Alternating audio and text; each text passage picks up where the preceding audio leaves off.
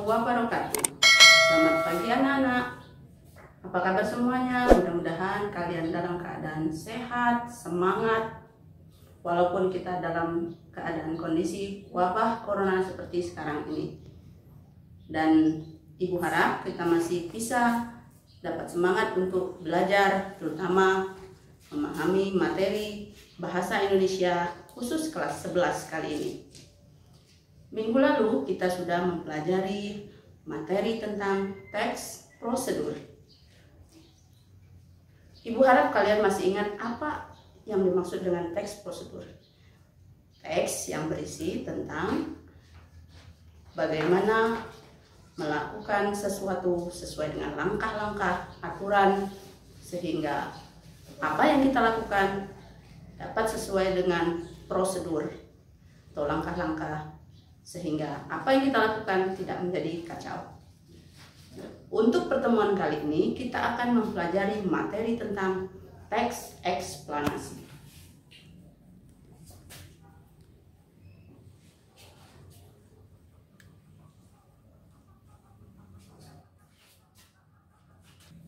Secara tidak langsung, sebenarnya kita sudah sering membaca materi tentang teks eksplanasi. Kalian pasti sering membaca teks tentang kejadian banjir, gempa bumi, tsunami, kejadian pelangi, kemudian kenakalan remaja, permasalahan sampah, pengangguran. Sebenarnya teks yang kalian baca itu tidak lain adalah sebuah teks eksplanasi. Agar lebih jelasnya, apa itu teks eksplanasi? Teks eksplanasi merupakan suatu teks yang menjelaskan proses tentang mengapa dan bagaimana peristiwa atau istilahnya fenomena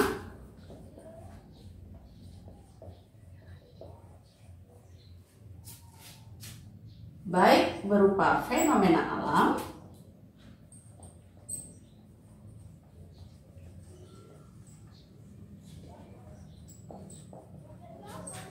sosial, budaya,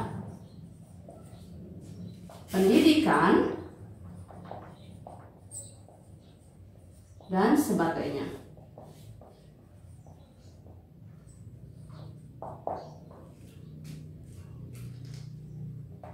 Dari penjelasan ini dapat kita simpulkan bahwa sebuah teks eksplanasi menjelaskan bagaimana proses kejadian alam, ya, baik berupa gempa bumi, misalnya tanah longsor, tsunami, pelangi, bagaimana dia bisa terjadi, kemudian bisa berupa sosial, misalnya masalah sampah, kenakalan remaja dan sebagainya, budaya, misalnya pengaruh budaya asing yang masuk ke Indonesia, kemerosotan akhlak kita, itu juga bisa dituangkan dalam sebuah teks eksplanasi. Bagaimana sebuah teks bisa dikatakan sebuah teks eksplanasi? Dia harus mempunyai syarat. Syarat sebuah teks eksplanasi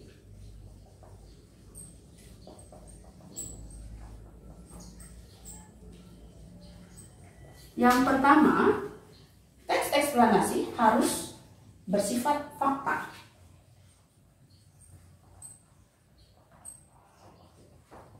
Artinya bahwa sebuah teks eksplanasi benar-benar terjadi, bukan hasil rekayasa. Sampai sini paham ya? Kemudian, sebuah teks eksplanasi bersifat informatif.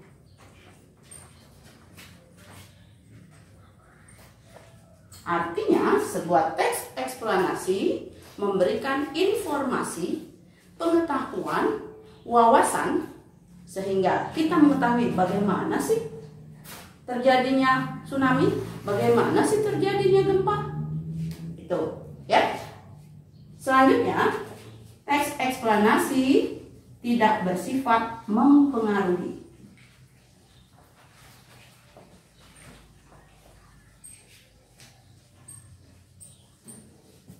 Artinya, dia hanya memberikan gambaran, penjelasan, dan tidak ada maksud untuk supaya pembaca mempercayai peristiwa itu.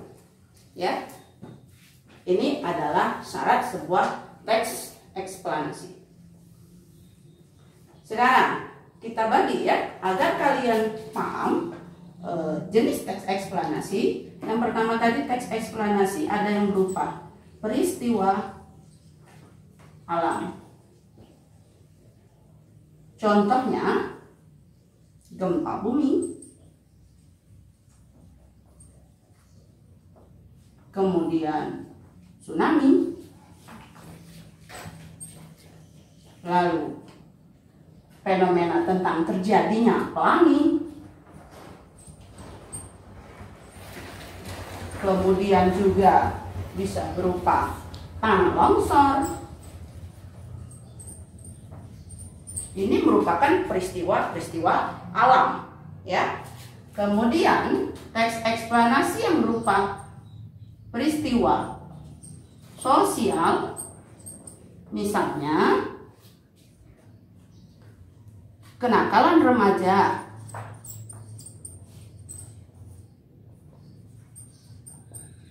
lalu kriminalitas,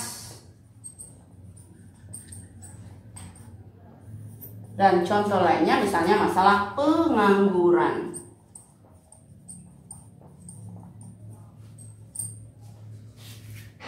Ya, banyak contoh teks ya yang menceritakan hal-hal seperti yang dituliskan di papan tulis ini. Ya, baik anak-anak, sampai di sini penjelasan Ibu.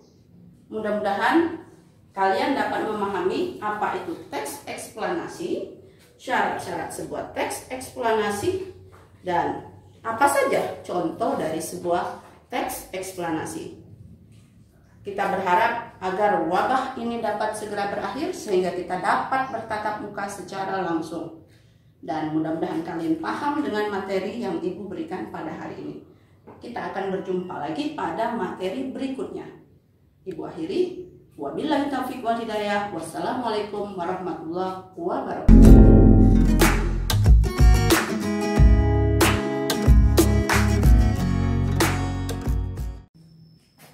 Assalamualaikum warahmatullahi wabarakatuh. Jumpa lagi dengan Ibu dalam mata pelajaran Bahasa Indonesia khusus kelas 11. Bagaimana kabar kalian semua? Mudah-mudahan tetap semangat untuk belajar secara daring.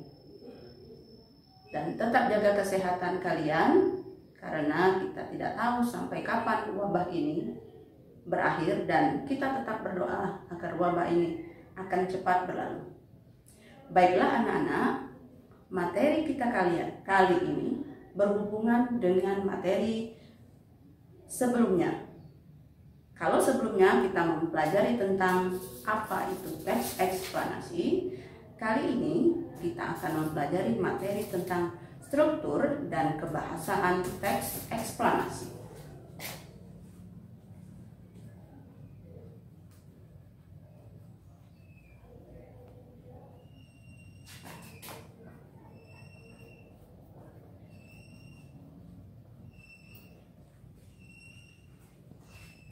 Seperti halnya struktur teks prosedur yang sudah kita pelajari pada materi sebelumnya, kali ini ada perbedaan sedikit dengan teks prosedur.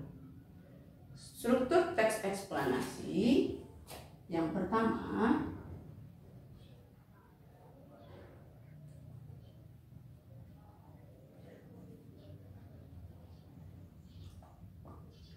ada pernyataan umum.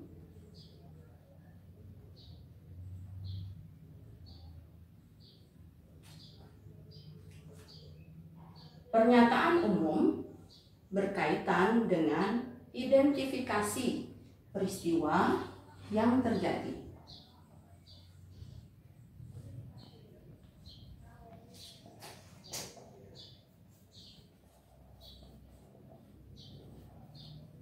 Yang berkaitan dengan latar belakang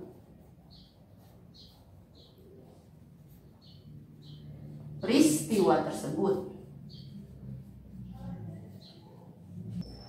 Kemudian,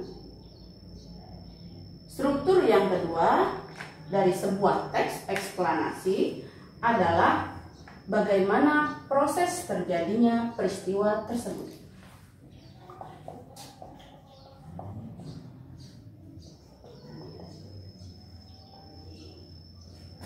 Berkaitan dengan mengapa dan bagaimana peristiwa terjadi.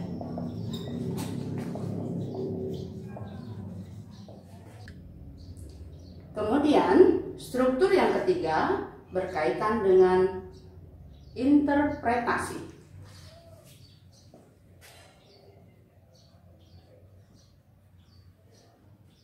Atau kita kenal dengan arti kesimpulan.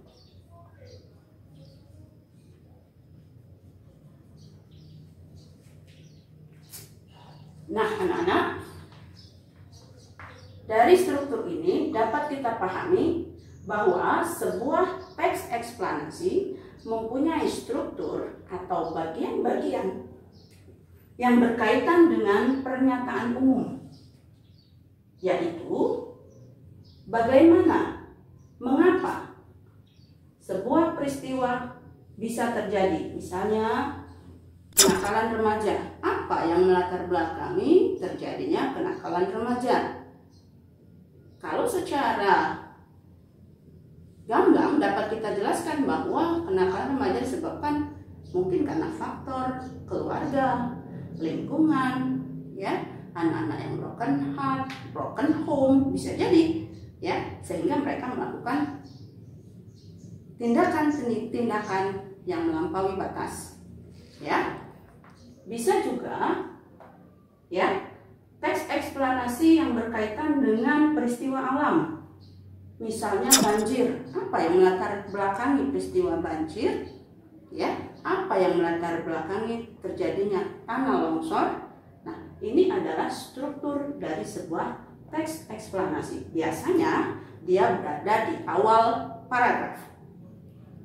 Kemudian teks eksplanasi juga menjelaskan bagaimana proses kejadian itu bisa terjadi, yang berkaitan dengan mengapa dan bagaimana peristiwa tersebut terjadi. Biasanya dia diawali atau diikuti dengan konjungsi kronologis atau urutan waktu,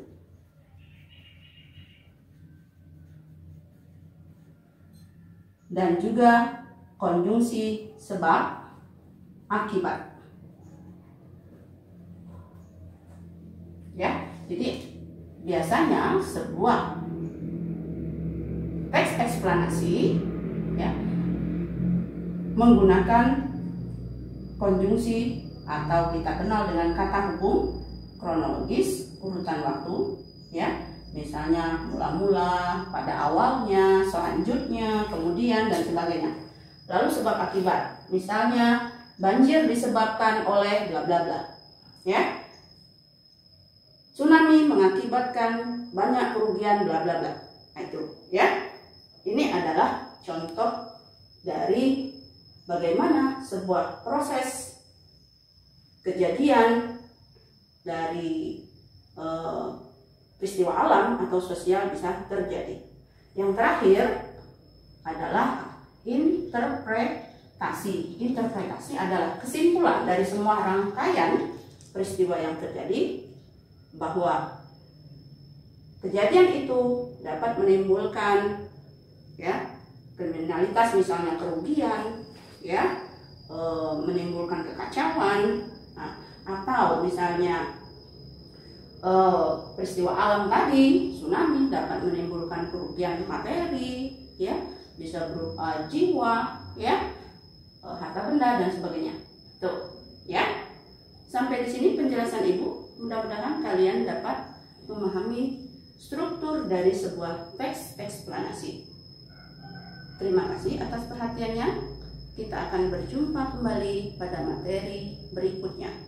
Wassalamualaikum warahmatullahi wabarakatuh.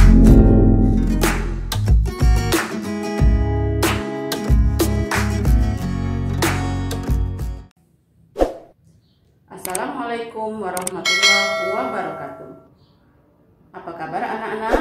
Mudah-mudahan kalian masih tetap semangat untuk belajar bahasa Indonesia pada materi berikutnya. Kalau pada pertemuan sebelumnya kita membahas tentang struktur dari teks eksplanasi, kali ini kita akan membahas tentang ciri kebahasaan dari sebuah teks eksplanasi. Ya.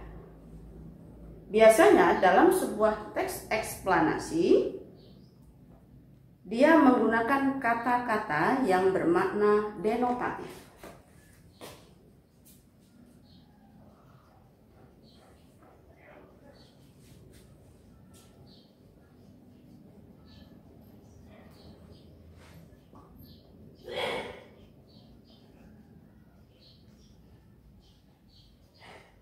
Artinya, kata-kata yang digunakan dalam sebuah teks eksplanasi bermakna sebenarnya.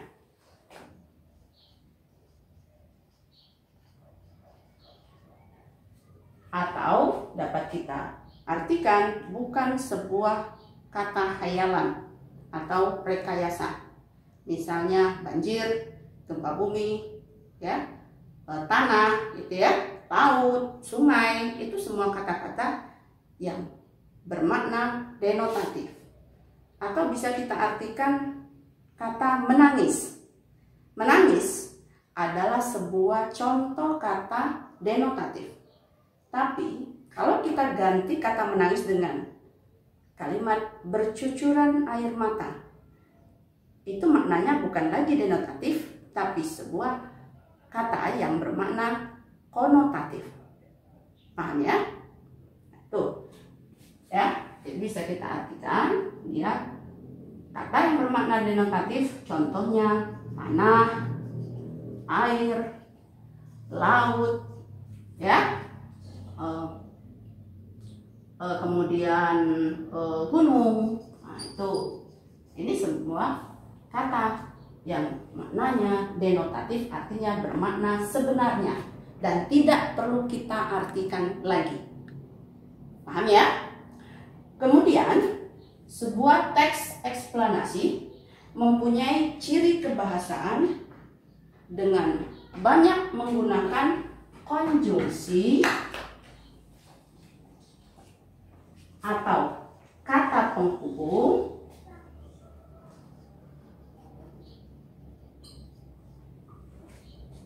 berupa konjungsi kronologis atau urutan waktu. Apa saja konjungsi yang digunakan dalam sebuah teks eksplanasi yang berupa urutan waktu? Misalnya kata lalu, ya, kata lalu, kemudian pada akhirnya, setelah itu, ya, pada awalnya. Itu semua contoh konjungsi yang bermakna kronologis. Konjungsi yang seperti ini sering digunakan pada sebuah teks eksplanasi.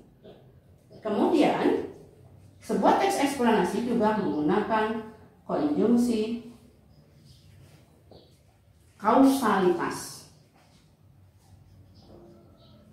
Artinya konjungsi yang bermakna sebab akibat. Ya. Apa contoh konjungsi yang bermakna sebab akibat? Misalnya kata karena, sebab, oleh sebab itu, sehingga, dan masih banyak lagi. Ya, kalian dapat menambah wawasan kalian apa saja contoh dari konjungsi kronologis maupun kausalitas melalui buku-buku atau media lainnya. Ya. Nah, jadi sebuah teks eksplanasi selain menggunakan konjungsi kronologis, dia juga menggunakan konjungsi kausalitas. Bisa kita baca dari teks-teks yang kita lihat. Ya. Kemudian ciri kebahasaan yang ketiga, sebuah teks eksplanasi banyak menggunakan kata ganti fenomena yang berupa benda. Ya. Kata ganti benda. Ya. Dalam bahasa Indonesia, kata ganti bisa bermakna orang, bisa bermakna benda. Kalau orang, misalnya kata padanya, nya bermakna orang di situ. Tapi kalau misalnya kata kejadiannya, nya, katanya di situ, kejadiannya, nya di sini bermakna benda. Ya, tapi kalau dia berupa kuberikan padanya sebuah buku, misalnya, nya di sini bermakna orang. Ini bedanya, ya. Kedua kata ganti ini sama-sama menggunakan kata nya, tapi nya di sini bermakna benda, tapi kalau yang kedua di sini menggunakan nya di sini bermakna orang. Nah, teks eksplanasi menggunakan kata ganti tapi yang bermakna benda. Ya. Benda yang dimaksud misalnya ya tadi tanah, air, laut, ya, gunung, itu sebuah benda. Ya, nah ya. Kemudian teks eksplanasi mempunyai ciri kebahasaan yang keempat, yaitu fokus pada hal yang bersifat umum atau istilahnya generik. Ya, misalnya, ya, gempa bumi, tanah longsor, tsunami, dan sebagainya. Ini merupakan kejadian yang sifatnya umum, artinya semua orang merasakan, semua orang tahu bagaimana terjadinya gempa bumi. Banyak orang merasakan, ya. Kemudian bagaimana tanah longsor terjadi, banyak orang menyaksikan dan ikut merasakan. Bagaimana juga terjadinya tsunami, semua orang tahu. Kita sendiri yang mungkin belum pernah merasakan, paling tidak kita pernah melihat kejadian itu melalui media televisi, ya kan? Nah, jadi sebuah teks eksplanasi menceritakan hal yang sifatnya umum, artinya semua orang tahu, semua orang paham, semua orang pernah menyaksikan, dan ada juga yang pernah merasakan. Sampai di sini paham ya? Selanjutnya, yang terakhir, dalam sebuah teks eksplanasi mempunyai ciri kebahasaan menggunakan istilah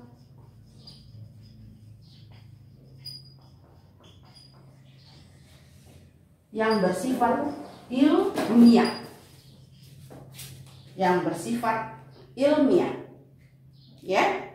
Atau istilahnya kata-kata teknis. Ya, kata teknis. Banyak